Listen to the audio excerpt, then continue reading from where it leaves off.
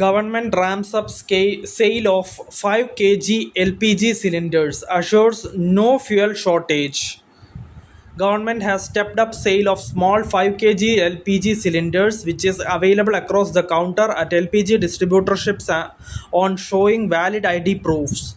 Ministry of Petroleum and Natural Gas has said that about 6.6 lakh bottles 5 kg LPG cylinders have been sold since March 23rd after government ramped up supplies to meet demand.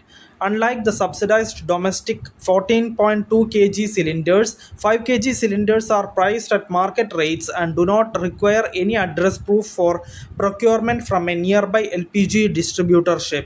The ministry said there are no reports of shortages at LPG distributor points, with more than 51 lakh domestic cylinders delivered on April 4 and online bookings accounting for 95% of total demand.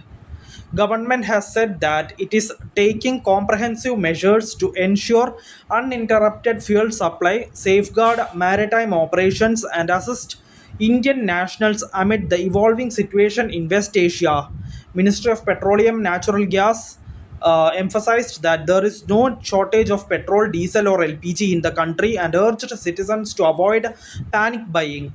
People have been advised to rely on digital platforms for LPG bookings and refrain from unnecessary visits to distributors.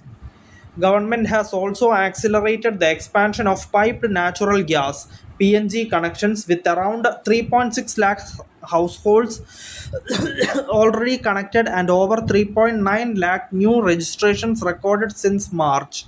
Citizens have been encouraged to adopt alternative cooking options such as PNG, electric cooktops, and induction systems to reduce pressure on LPG demand.